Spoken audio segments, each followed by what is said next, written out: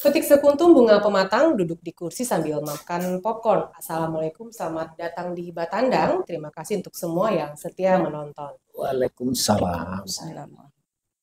Terima kasih buat teman-teman Dunsana Podcast Batandang yang setia hadir bersama kita, sudah melewati beberapa episode dan postingan podcast dari kita, dari Dinas Perindustrian dan Perdagangan Sumatera Barat. Mudah-mudahan podcast sebelumnya sudah kita tayangkan, apa-apa yang kita telah informasikan bermanfaat buat teman-teman semuanya. Pagi ini, Batandang kehadiran 2 orang tamu yang akan menyampaikan informasi yang mudah-mudahan juga cukup penting, yang kita yakin bahwa mungkin selama ini belum diketahui oleh masyarakat luas. Saya perkenalkan, hari ini telah hadir Bang Devitra dari bidang perdagangan, ada juga Mbak Iswa Yuningsih dari PTD Balai Penguji dan Sertifikasi Mutu Barang atau BPSMB. Saya ulas singkat kembali bahwa 2 tamu yang kita hadirkan hari ini kenapa? Karena beliau-beliau ini merupakan satu bidang dan satu UPTD yang memang langsung bersentuhan untuk memberikan pelayanan kepada masyarakat luas. Untuk bidang perdagangan sendiri, Bang Davite itu memberikan pelayanan sertifikat surat keterangan asal, Bang ya, atau SKA untuk keperluan ekspor, Bang ya.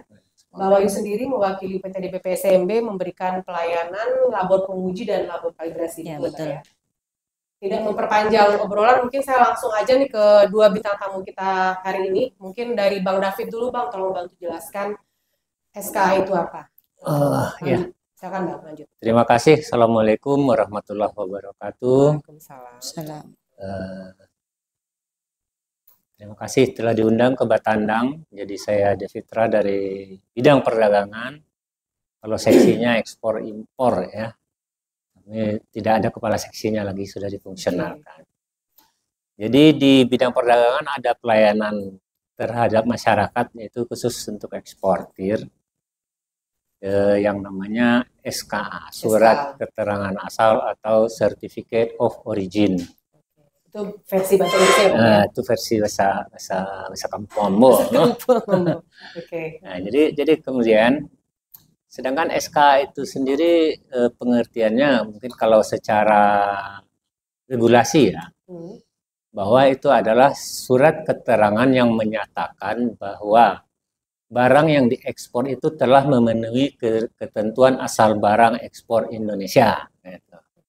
Nah, bisa juga seperti ini, bahwa barang itu dihasilkan, diproduksi, diolah di Indonesia. Maaf Bang, sebentar dipotong. Jadi mungkin ada yang perlu jadi penekanan, artinya SKA atau surat keterangan asal ini dipergunakan bagi pelaku usaha untuk keperluan ekspor ya Bang? Betul. Ya? Oke, lanjut Bang. Jadi kalau secara pengertian demikian, apakah setiap ini bisa memanfaatkan SKA setiap pelaku usaha? Bisa. Bisa Bang. Tapi harus memiliki hak akses dulu di aplikasi ISKA. Jadi dia berbasis web internet. Gitu. Jadi harus mendaftar dulu dengan persyaratannya tidak susah persyaratan. Hanya NIB yang sudah berbasis risiko. Di dalam NIB itu harus ada kata-kata akses kepabeanan karena kita akan melakukan perdagangan luar negeri. Oke, berarti ada tambahan lagi yang perlu digarisbawahi jika pelaku usaha ingin memperluas kegiatan jual belinya untuk sudah go internasional atau ekspor, berarti untuk di perizinan harus sudah tercantum untuk kepabeanan tadi Bang ya? Ya, di NIB-nya. Di nomor induk berusaha. Di nomor induk berusahanya. Kemudian NPWP dan dokumen lain yang diperlukan, tapi tidak banyak. Hanya itu saja. Jadi pendaftarannya secara online, nanti akan diperiksa oleh petugas kita di kantor. Kalau oke akan ada persetujuannya masuk ke email. Masuk ke email. Ya. Jadi kalau sudah masuk ke email, pelaku usaha tinggal datang ke kantor, bawa asli dan satu rangkap fotokopinya untuk kita verifikasi ulang. Mungkin ini Bang yang perlu informasi penting ya teman-teman podcast yang harus tahu begini. Apakah memang semua pelaku usaha, katakanlah ini kan skopnya Sumatera Barat Bang ya, artinya kita kan sebagai OPD yang membidangi perdagangan ya, Perindustrian perdagangan tentunya kan memang gawenya mengurusi hal tersebut begitu. Jadi kalau ada pelaku usaha atau pedagang yang mungkin selama ini baru mau jadi pemula nih Bang, sebelumnya ya skop penjualannya masih lokal ya, terus ada ada celah, ada peluang untuk bisa go internasional, mau coba-coba nih pasar ekspor, itu memang harus memiliki SKA. Maksudnya begini, itu sebuah keharusan atau ada opsi atau pilihan lain? Ya, jadi SKA itu tergantung ini ya, sebenarnya juga ada beberapa hal yang mempengaruhi penggunaannya. Jadi misalkan, Contohnya Bang, contohnya diwajibkan oleh negara tujuan, harus ada. Kasih contoh negaranya biar teman-teman nih contoh negaranya misalnya ke Singapura gitu. Singapura, salah satunya Bang, salah satunya. Atau karena ada perjanjian regional atau bilateral. Seperti kalau yang bilateralnya IJEPA, Indonesia Jepang. Oh, berarti memang sudah ada perlakuan khusus Indonesia dan Jepang ketika mau coba tembus pasar Jepang itu harus ada SKA. Ya, untuk ada list komoditinya, tidak semua komoditi. Tidak semua komoditi. Coba kasih bocoran lah Bang, maksudnya ini mungkin teman-teman yang menyimak podcast kita ada nih mungkin ada rencana misalnya mau coba-coba komoditinya, pengen tahu, kasih bocoran lah Bang. Misalnya apa gitu? Ya, misalnya apa ya, kalau untuk ke Jepang seperti apa sawit ini? CPO, ampas. Itu diekspor juga ada? Diekspor juga. Dari kita ke Jepang, dari Sumbar ke Jepang. Luar biasa, ternyata artinya bukan cuma minyaknya aja Bang ya? Bukan. Kemudian seperti yang regional, namanya A3. Jadi itu ASEAN Trade in Goods. Jadi berarti itu zonanya khusus ASEAN. Khusus ASEAN, jadi negara-negara ASEAN juga. Dan ada lagi regional dengan salah satu negara. Berarti banyak perlakuannya Bang ya. Misalnya ke Korea. Nah, negaranya opa-opa, buat yang lebih drakor, itu komoditinya apa Bang kalau ke Korea yang biasanya kita sudah pernah pelaku ekspor? Ya, apa itu juga produk-produk sawit juga. Sawit juga. Lalu ini. Sawit dan turunannya mungkin Bang? Ya, sawit dan turunannya. Tapi biasanya itu yang untuk bahan bakar itu ampas-ampasnya. Jadi nama kalau secara penamaan kan ASEAN Korea. Kalau di sistemnya di SK itu pakai form AK namanya. AK. Jadi SKA itu sebenarnya dibedakan atas dua golongan besar ya. Yang preferensi dan non preferensi. Nah, itu coba dijelaskan lagi Bang. Jadi kalau yang preferensi itu manfaatnya seperti ini. Terhadap produk atau komoditi yang diekspor itu di negara tujuan akan mendapat keringanan atau pembebasan biaya masuk. Kalau sudah mengurus SKA? Ya. Artinya ketika mereka nih pelaku ekspornya sudah punya SKA masuk ke negara itu, ada keringanan. Ya, harus kita ini juga ya, SKA itu setiap kali ekspor, bukan satu kali berlaku selamanya. Ya. Jadi teman-teman podcast jangan gagal paham. Artinya kalau pikirnya gini Bang, udah urus sekali, besok ekspor nggak lagi, enggak ya. Berarti setiap kali transaksi, misalnya bulan ini nih mau ekspor nih sekian volumenya, harus ada SKA. 2 bulan lagi mau kirim lagi, urus lagi. Jadi, apalagi Bang yang tadi yang non preferensi ya? Nah, itu yang non preferensi ya.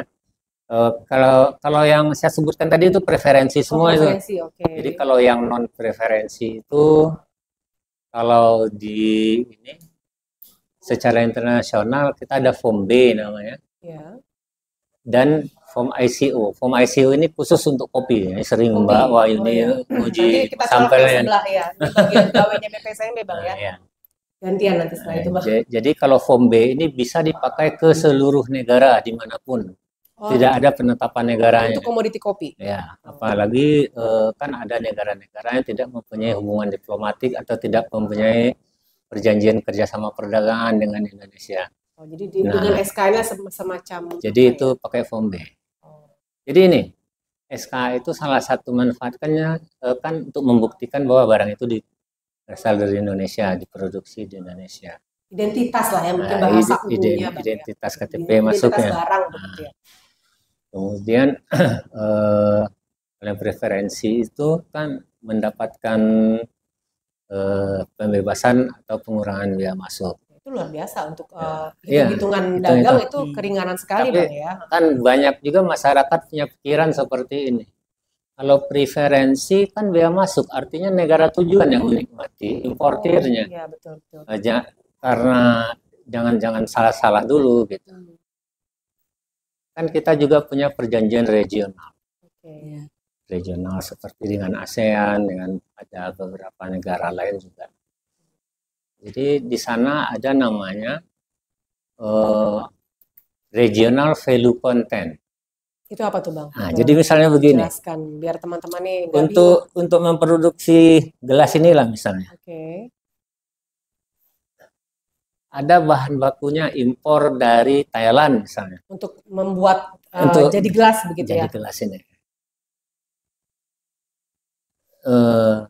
Besarannya sekian. Jadi ada namanya regional value content, diimporlah bahan baku ini oleh pelaku usaha Indonesia.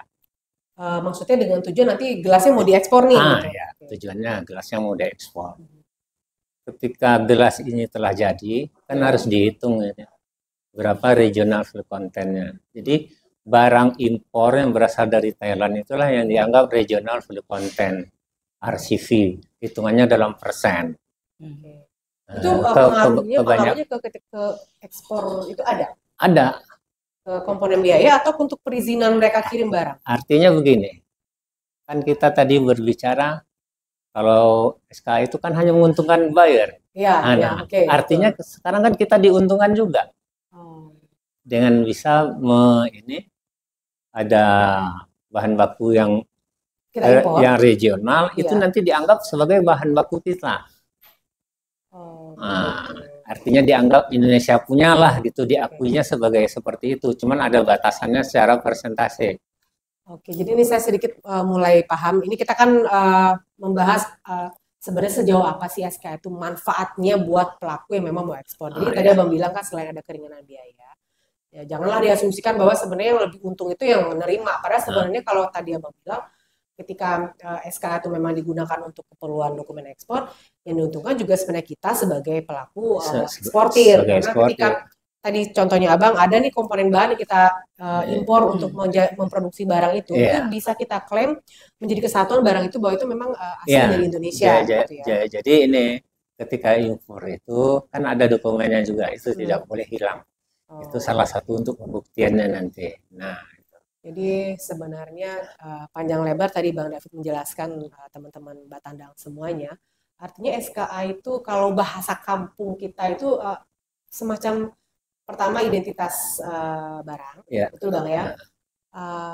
Identitas terus mungkin penamaan, apa itu kira-kira bahasa lebih sederhananya biar lebih mudah? Salah satunya juga begini, apabila terjadi masalah hukum, itu negara akan ikut serta di situ. Berarti di backup sama negara secara. Dalam hal ini kan Kementerian Perdagangan. Di pending dulu Bang, ditahan, ini kan ulasan singkat ya. Ini pasti saya yakin nanti banyak lah yang kita mau obrol-obrol lagi. Kita geser ke sebelah. Kita pending. Tadi kan Abang sudah kasih kulit-kulitnya nih tentang SKA. Jadi mungkin teman-teman Batandang yang mungkin punya usaha, punya gawean atau ada rencana pengen menembus pasar market internasional, bisa nanti simak terus, kita akan diskusi lagi Bang. Geser ke sebelah.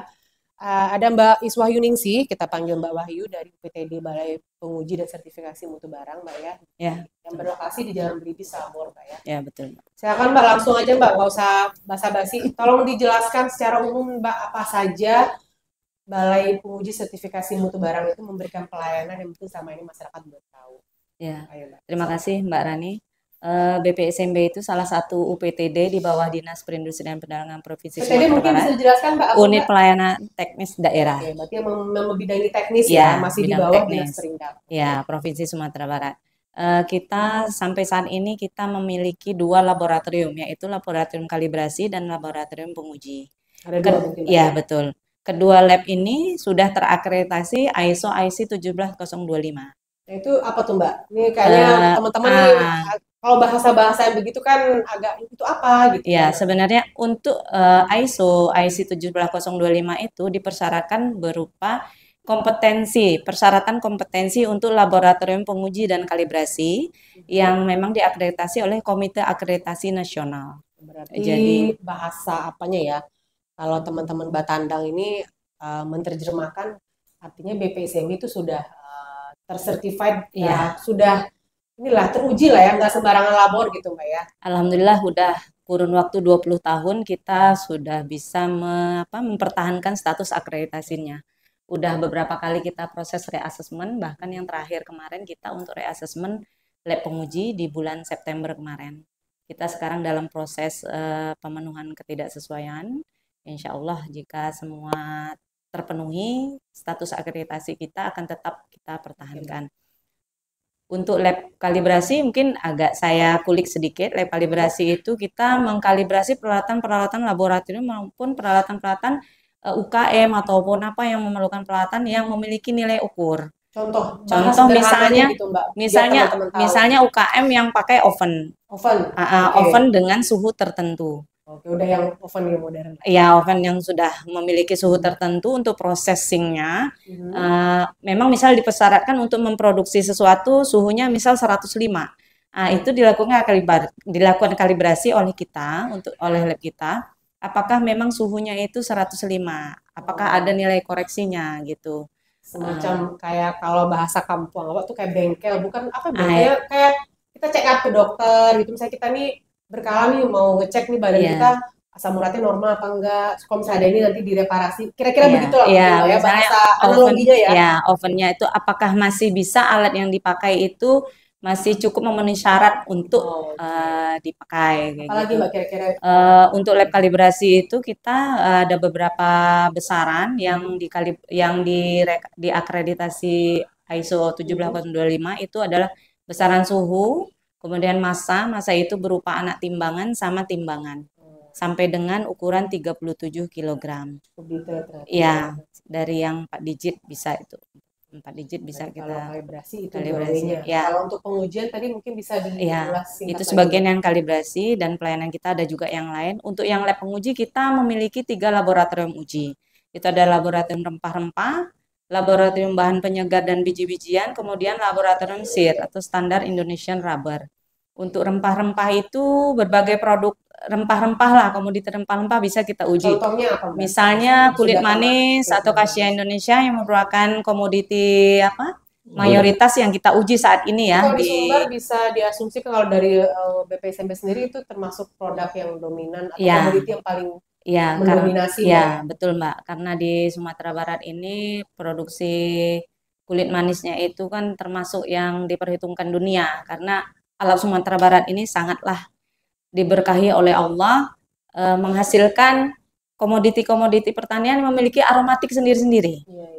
Itu salah satunya rempah-rempah itu. Kulit manis kita walaupun dari daerah negara lain juga menghasilkan kulit manis, cuman secara aromatik Sumatera Barat Indonesia masih menang. Punya spesifik tersendiri. Itu masih menang di situ. Jadi kita melakukan pengujiannya itu ya sesuai dengan standar nasional Indonesia juga. Sudah sesuai SNI, kita uji sesuai prosedur yang ada di SNI, sesuai dengan karena sudah terakreditasi juga, jadi seolah-olah kita memang terikat untuk melakukan pengujian sesuai dengan akreditasi yang dipersyaratkan tadi. Untuk lab rempah-rempah ini selain kayu manis juga ada lada putih, lada hitam, bahkan jahe segar, jahe kering ada masuk.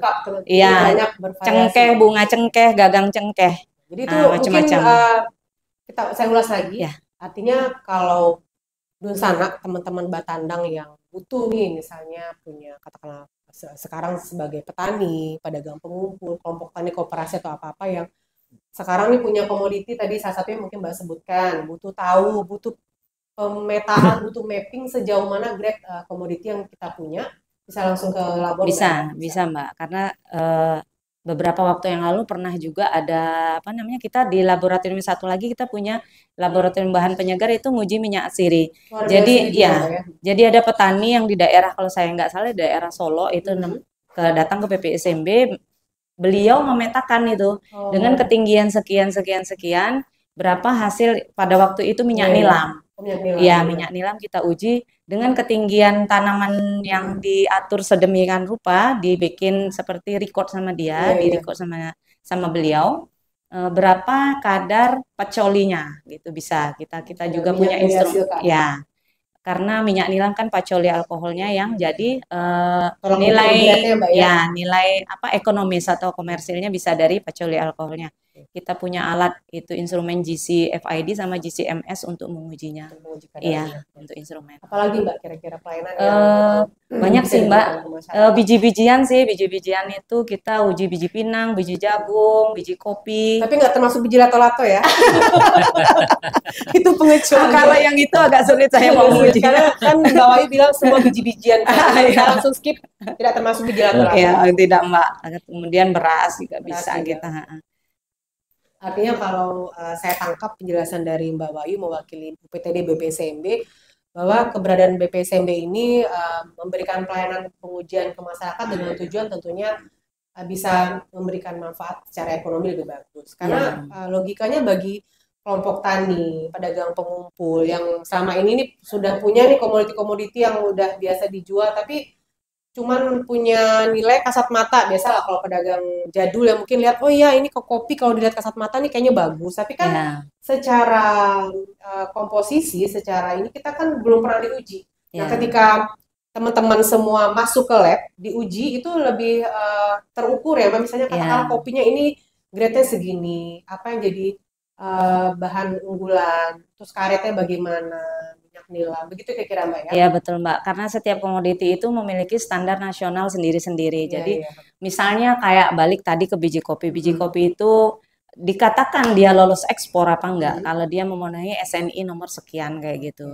Di SNI-nya itu parameter ujinya ada kadar air, kemudian nilai cacatnya berapa gitu. Nilai cacat juga nilai cacat, diuji di situ. iya nilai cacatnya berapa, apakah memiliki serangga hidup atau enggak, benda asingnya ada apa enggak, sampai berbau asap atau enggak. Penyimpanan kopi yang salah pun bisa menggagalkan kalau itu tuh misalnya nyimpan kopinya di dekat tungku. Oh gitu. Di dekat tungku yang sering dipakai untuk berasap. Iya, berbau asap. Jadi biji kopi yang berbau asap itu tidak lolos ekspor sampai gitu. Sampai sedetail itu. Artinya bagi teman-teman pelaku usaha yang memang mau berkembang usahanya ya harusnya rubahlah pola pikirnya Mbak ya, kita berubah dari cara berbisnis yang konvensional, bergeser kepada pola pikir bahwa kalau kita mau komoditi kita itu go internasional, nantilah go internasional punya market yang lebih luas, artinya kita harus bisa mengidentifikasi produk yang kita jual. Ya betul Mbak. Identifikasinya salah satunya ya harus tahu grade atau kualitasnya segimana gitu. Langkahnya ya dilakukan di pengujian. Iya, gitu, Mbak, ya. Betul Mbak. Dari Bang David, SKA sudah dikupas secara umum, Mbak Wahyu juga sudah memberikan informasi terkait pengujian. Saya balik ke Bang David lagi nih Bang, tadi kan udah diulas secara umum apa itu SKA, manfaatnya buat teman-teman pelaku ekspor yang memang sebenarnya itu punya keuntungan cukup besar bagi pelaku ekspor itu sendiri. Kira-kira syarat SKA itu apa saja Bang, dan apa-apa yang bisa dilakukan oleh pelaku pemula lah, kalau yang udah ekspor sih kita nggak usah bahas ya Bang ya. Yang mau coba-coba nih, mau perdana gitu, apa yang harus dikerjakan atau yang harus dilengkapi? Yang pemula maupun yang ekspor itu syarat untuk permohonan penerbitan SK sebenarnya sama aja. Oh sama ya? Sama aja. Tidak ada pembeda Bang ya? Tidak ada pembedanya. Jadi yang pasti di situ harus ada pemberitahuan ekspor barangnya atau PEB, itu ngeluarin bea cukai. Oke. Nah, kemudian ada nota pelayanan ekspornya masih dari bea cukai. Berarti saling terkait. Tidak hanya institusi kita Bang ya, ada dari bea cukai juga. Dari bea cukai. Kemudian ada invoice, packing list, kemudian ada BL atau airways bill. Kalau pakai udara, pakai pesawatnya ekspornya. Jadi itu yang pokok-pokoknya 4 macam dokumen itu. Kecuali ada disyaratkan tertentu, misalnya harus ada dokumen karantinanya. Tergantung, berarti komoditinya tergantung lagi Bang. Kalau karantina itu misalnya contohnya apa Bang? Contohnya hasil perkebunan seperti kopi perlu karantina. Karantina? Gitu. Ada perlakuan khusus ya terhadap berbeda-beda komoditi itu lah beda. Atau gambir, Asia Vera itu perlu dikarantina juga. Nah, jadi seperti itu. Jadi persyaratannya baik yang eksportir baru, eksportir lama itu hampir sama semua. Untuk di Sumatera Barat sendiri, institusi ya yang memang bisa mengeluarkan SK itu di kita saja atau ada mungkin yang lain bisa diakses oleh teman-teman calon eksportir itu Bang? Jadi kalau di Sumatera Barat saat ini kebetulan tinggal 1 di dinas provinsi ya. Tapi secara nasional atau secara umum itu ada lembaga lain yang juga bisa mengeluarkan SK? Ada. Ada ya. Jadi seperti di daerah Sumatera Utara kalau saya tidak salah, lembaga tembakau bisa mengeluarkan SK. Tapi hanya untuk komoditi SK, komoditi tembakau saja atau bisa komoditi lain? Saya rasa bisa juga untuk komoditi lain, mana yang terdekat yang pilihan eksportir.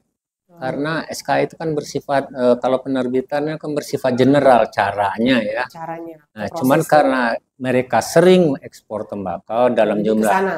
frekuensinya sering atau jumlahnya banyak, jadi didirikanlah di situ tuh di lembaga tembakau itu seperti itu. Yang jadi menarik itu begini Bang, misal katakanlah nih calon eksportir, kita kan posisi di Sumatera Barat nih Bang, posisi kantor ya. Katakan itu calon eksportir posisi dia atau domisili di luar provinsi Sumbar, misalnya di Jambi, itu boleh untuk SK-nya di sini kita pengurusan? Boleh. Boleh ya. Jadi waktu penerbitan permohonan hak akses saja dia di tempat domisili perusahaannya. Jadi kalau misalnya Mbak Rani punya perusahaan mau daftar hak akses SKA, kebetulan perusahaannya berada di Sumatera Barat. Iya. Jadi daftarnya di Sumatera Barat. Kalau di luar Sumbar itu bisa?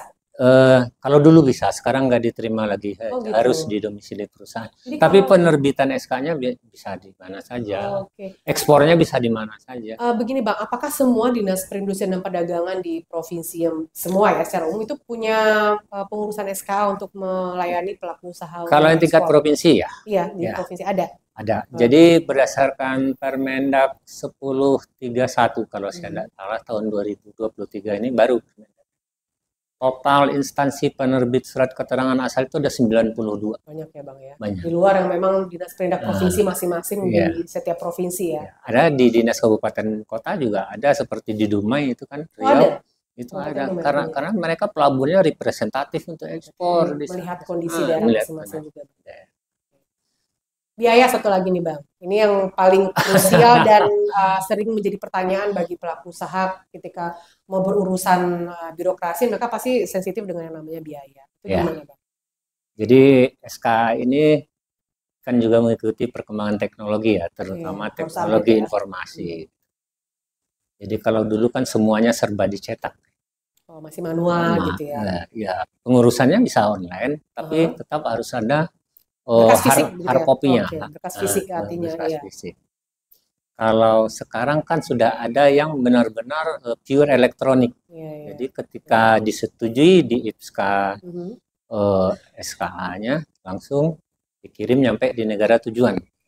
Secara jadi real time dia. Soft copy-nya lah ya soft copy ya. Jadi udah paperless, udah nggak pakai dokumen kertas lagi Bang ya? Tidak, untuk SK-nya tidak. Biayanya gimana Bang? Kalau yang masih pakai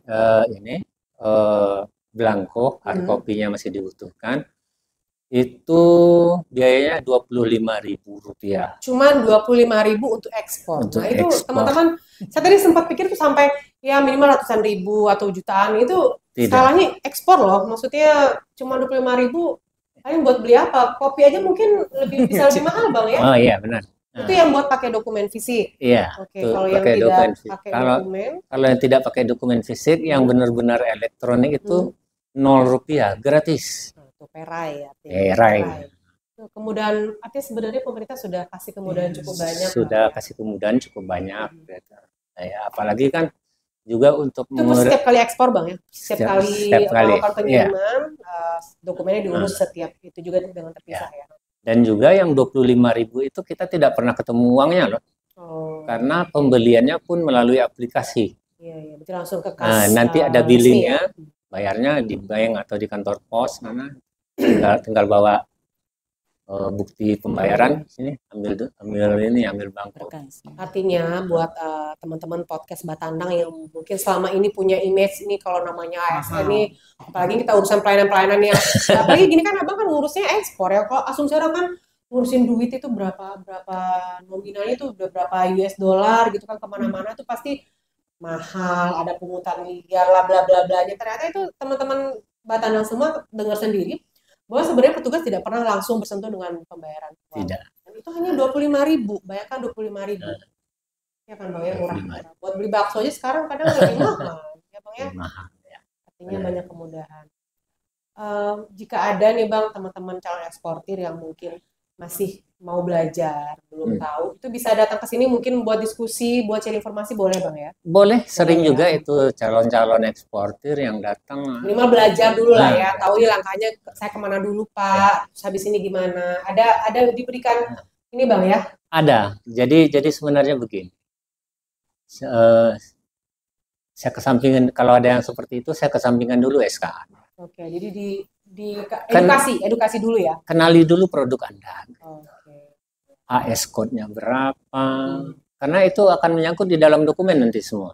Oh, sampai sedetail itu ya Sampai Bang. sedetail itu. Karena AS code pun kan bisa berbeda interpretasi antara misalnya Mbak Rani dengan saya. Produk A Menerjemahkan sekian, barang atau produk yang kira-kira ya. akan ditembus untuk market luar gitu ya. Jadi nanti teman-teman kalau memang ada nih yang butuh diskusi, butuh sharing, bertanya, ini Bang David nih sudah suhunya lah kalau kita di dinas ini sudah malang melintang mengurusi SKA, nanti bisa datang ke Dinas Perindak, bisa menemui Bang David di bidang perdagangan Bang ya. Nanti perdagangan. mau diluangkan waktunya, insya Allah akan dibantu kasih informasi lah Bang ya. Jika ada teman-teman calon eksportir yang memang membutuhkan diskusi ya Bang ya.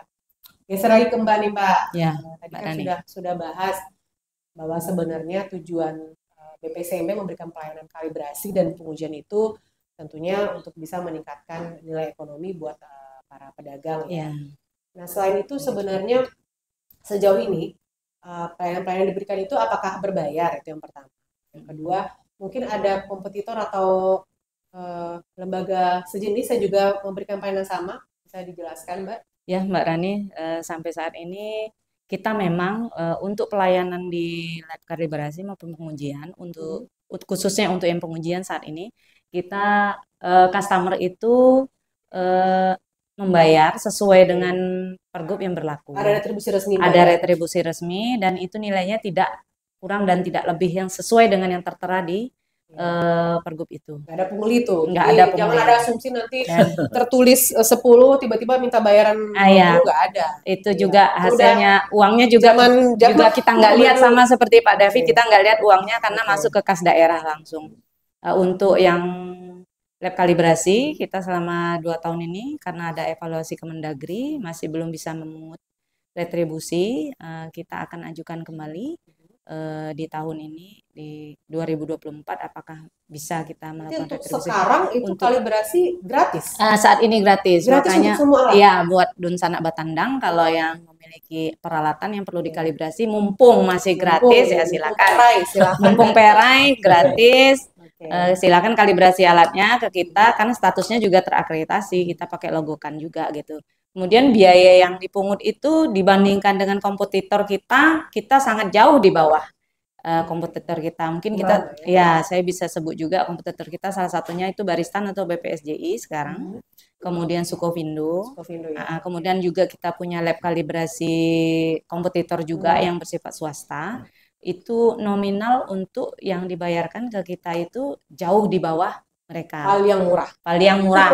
Contoh misalnya penggunaan GCMS di Sukovindo itu di atas 1 juta satu sampel. Di kita cuma Rp250.000. 1 juta sekian, 250.000 berarti kurang lebih 4 kali lipat. Iya, 4 kali lipat. Jadi jangan sampai ada lagi lah kira-kira.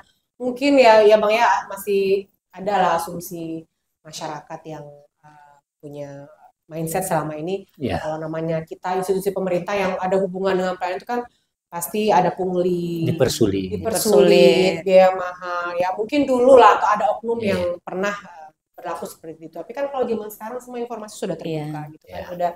Sudah ditinggalkan lah yang seperti itu ya Mbak ya. Apalagi tadi tarifnya untuk di BPSMB sendiri itu jauh lebih murah dari lab-lab yang sejenis Mbak ya. Iya betul.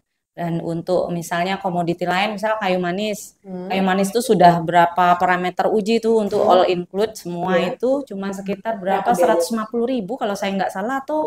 Komoditi kulit manis dengan parameter uji lengkap kurang lebih biayanya sekitar 150.000 kalau saya nggak salah ya 150 sampai 200 apa pokoknya ada di perdanya itu nanti temen cuma PO 150.000 sementara Ya kan, Sebenarnya Bang? kalau Iya. saya sebagai Murah banget. sebagai tim teknis itu kalau melihat nilai segitu itu nggak masuk sih hitung-hitungannya, cuma Kenapa karena biaya kita operasional tinggi, Mbak? Ya? iya biaya operasional tinggi, kemudian maintenance-nya juga tinggi, kemudian kan bahan-bahan kimia segala macam kan kita Mahal, Mbak. mahal, listrik pun mahal sekarang Iya, kan ya. betul. Cuman kan karena kita pelayan masyarakat, kita institusi yang harus apa namanya, instansi yang harus melayani masyarakat, jadi disubsidi oleh pemerintah. Artinya pemerintah Berupaya berupaya tetap upaya. mensubsidi bagaimana masyarakat bisa menikmati pelayanan dengan harga Ya, terjangkau. betul Mbak. Iya, 150.000 buat teman-teman kelompok tani, pelaku usaha nih, pedagang pengumpul yang mau memeriksa komoditinya, cuma bayar pego, contohnya kasih udah bisa memetakan nih, oh saya ini Ya, grade-nya di sini. ya Mbak. Mungkin ada tambahan juga kalau sekarang sudah semakin berkembang. Pelanggan kita bukan cuma sekedar pedagang, pengumpul, petani atau eksportir, mahasiswa penelitian pun bisa. Buat penelitian. Iya, buat penelitian juga bisa. Dilayani, Itu Mbak, ya? dilayani dan itu sudah berlangsung juga mahasiswa-mahasiswa yang menghasilkan komoditi tertentu, kemudian mereka sebelumnya juga ini apa namanya ya, konsultasi lah sama kita, Iya. apakah bisa dilakukan pengujian untuk komoditi ini, terus dipelajari metodenya seperti apa, sesuaikan dengan apa namanya kemampuan alat kita, terus fasilitas yang kita miliki, infrastrukturnya udah bisa, oke, jalan, kita bantu mereka juga, dan biayanya juga murah. Gitu. Ya, artinya cukup luas ya, Mbak. Ya. Bisa tidak hanya digunakan buat pelaku usaha. Ya. Mungkin juga institusi atau mungkin akademisi kampus, sekolah, dan Ya. apa saja, maksudnya siapa saja yang butuh pengujian untuk komoditi tadi yang di awal sudah menjelaskan itu. Ya, iya Mbak. Dan lagi satu lagi nih yang saya akan ulas kembali untuk kalibrasi sampai hari ini tuh masih gratis. Iya, betul Mbak. Berarti 2 tahun yang lalu pernah dipungut retribusi Iya, Mbak, ya? iya, resmi. Kemudian ada evaluasi dari Kemendagri, ya udah kita karena kita di bawah itu harus mengikuti kebijakan yang berlaku, ya kita off dulu, kemudian tapi tetap berjalan kalibrasi, pelayanan juga tetap berjalan, terus status akreditasi juga tetap masih bisa kita pertahankan walaupun dalam keadaan 0 rupiah untuk masuk ke daerah kayak gitu. Judulnya Padamu Negeri. Padamu Negeri, karena memang tugas kita untuk melayani masyarakat. Indonesia Raya. Jadi teman-teman podcast Batandang, ini tamu saya yang 2 orang ini mewakili satu bidang, satu PTD yang memang di Dinas Perindak sendiri itu khusus untuk melayani masyarakat secara langsung. Di Bang David bidang perdagangan melayani surat keterangan asal, Bang, ya. Di Mbak Wayu mewakili BPSMB untuk melayani pengujian dan kalibrasi. Artinya tadi kita sudah ulas panjang, kita tekankan lagi bahwa sebenarnya semua biaya pengujian, biaya SKA, tidak ada pungli, Bang, ya, tidak ada pungli, tidak ada markup biaya, petugas tidak pernah bersentuhan langsung dengan uang, jadi masyarakat tidak usah lagi memelihara pemikiran negatif, Bang, ya. Kalau bilang, itu SKA, duitnya cuan semua, ya kan, Bang, mikirnya itu petugas dapat berapa gitu kan, sama ini pengujian nanti bisa lah bisik-bisik gitu kan, nggak ada, Mbak, nggak ada. Karena sudah terakreditasi juga, kita udah ada klausul-klausulnya yang begitu sudah tidak ditemui lagi. Tidak ditemui. Bang David, kira-kira sejauh ini kendala apa yang dihadapi dalam pengurusan SKA nih, Bang? Kalau kendala barangkali secara umum hampir tidak ada ya. Cuman kadang-kadang ya namanya juga masalah teknologi, jaringan internet kadang-kadang lelet. Nah, hal seperti itu. Kadang kalau sekarang udah enggak ya. Dulu PLN kan sering diarpet gitu. Listrik mati. Bergilir. Betul ya. Maksudnya alasan klasik lah ya, Bang. Maksudnya kalau secara teknis khusus tidak ada ya. Tidak ada. Sejauh ini untuk sumber, mungkin Abang bisa bantu petakan negara tujuan yang paling banyak untuk eksportir tuju dan komoditinya apa, Bang, kita di Sumatera Barat? Ya, kalau negara tujuan yang terbesar itu ke Cina. Cina? Ya, komoditinya Cina. Apa, Bang? Komoditinya umumnya juga produk-produk sawit. Oh, sawit ya. Berarti memang sumber untuk sawit termasuk yang bagus, Bang, ya. Volumenya juga besar ya untuk sawit ya. Negara lain kira-kira apa, Bang, selain Cina? Ke India, ke Pakistan. Pakistan itu malah ini CPO itu sangat besar, mereka mengimpornya. Kemudian ke Amerika Serikat dan negara-negara Eropa. Negara Eropa itu banyak yang ini seperti yang disebut yang rempah. Bukan, Apa Bang? atsiri, minyak Oh, atsiri. Minyak atsiri. Minyak Oh, atsiri. sampai ke Eropa itu pasar Eropa. Eropa dan Jadi Amerika. Eropa itu kan identik dengan parfum itu. Iya. Oh iya, Nah, itu untuk itu bahan pembuatan baku. parfum ya, Iya. bahan baku. Berarti atsiri kita di Sumbar bisa kita katakan termasuk komoditi yang bisa kita unggulkan. Bang. Bisa kita unggulkan. Cuma pelakunya belum banyak ya. Ya, mudah-mudahan maksudnya begini, tujuan kita memberikan informasi di podcast kan sebenarnya memberi celah, memberi space buat teman-teman masyarakat luas yang mungkin ada rencana, niat atau memang sudah menekuni bidang itu kira-kira yang memang bisa kita berikan pelayanan yang kita punya gitu Bang. Iya. Karena yang ke depan bisa berkembang lebih bagus lagi. Iya. Kalau dari BPSMB sendiri bagaimana Mbak? Kendala yang selama ini dihadapi apa saja? Sebenarnya kendala klasik ya sebenarnya itu dialami juga oleh instansi lain yang pemerintahan karena keterbatasan sumber daya manusia yang kita miliki, jumlah SDM-nya semakin sedikit karena yang pensiun-pensiun itu belum tergantikan sampai saat ini. Mungkin itu jadi dengan loading pekerjaan yang sama ataupun bahkan lebih beragam sekarang SDM-nya kurang jumlahnya. Kalau bekerja gitu. makin banyak, orang Iya. makin sedikit. Itu tantangan kita sebenarnya. Yang kedua anggaran sih. Kalau misal lab itu kan memang harus dijaga. Ya. Dijaga akreditasinya, dijaga instrumennya, dijaga kebersihannya semua. Kemudian defisiensi alat itu kan kita perhitungkan juga. Jadi memang ya penyusutan. Jadi memang perlu dukungan anggaran untuk mempertahankan establishmentnya lab itu. Nanti kita tag ke Buya nih. Iya, karena itu memang sudah menjadi keharusan sebenarnya. Kita tag Buya sama termasuk SK juga SDM ya. Ya Pak ya. Mudah-mudahan nanti bisa mendengar podcast kita dari Pemprov sendiri memberikan dukungan dana yang memang sebenarnya lebih baik dari sebelumnya. Karena ya kita butuh Mbak ya. Iya, ya Mbak. Pasang klasik lah ya, nggak ada uang nggak bisa jalan gitu. Karena tadi semua serba gratisan kan, kalibrasi nggak bayar. Iya. Pengujian tarifnya jauh di bawah kompetitor sejenis. Jadi ya memang tujuannya dikembalikan kepada masyarakat semua. Iya, betul. Pelayanan ke masyarakat semua intinya. Jadi saat ini kita memang tetap berupaya maksimal gitu sampai sebatas mana kita mampu mengerjakan yang kita kerjakan gitu, bukan dengan tidak adanya sama sekali dukungan sama sekali kita nggak bekerja, bukan seperti itu maksud saya. Dengan adanya anggaran yang diperuntukkan buat kita untuk meningkatkan pelayanan kita atau memperluas ruang lingkup, itu malah lebih bisa kita berkompetisi lebih lagi di luar gitu dan memberi manfaat yang lebih untuk masyarakat karena tadi kan murah gitu ya. Optimis. Jadi meskipun sekarang semua serba terbatas, tetap memberikan pelayanan yang terbaik buat masyarakat. Insya Allah. Sama DSK juga Bang ya. Iya. Tadi sudah kita ulas cukup detail teman-teman podcast Batandang semua. Apa saja 2 pelayanan yang memang diberikan oleh Dinas Perindak Bang ya untuk kegiatan ekspor. Tentunya ada SKA, surat keterangan asal. Untuk kegiatan pengujian itu ada di labor kita di bawah UPTD BPSMB, ada labor pengujian dan kalibrasi alat. Cukup menarik. Mudah-mudahan ini semua yang kita sudah bahas, kita udah kupas tuntas, bermanfaat buat teman-teman Dunsana Batandang yang masih setia mengikuti kita sampai hari ini Bang.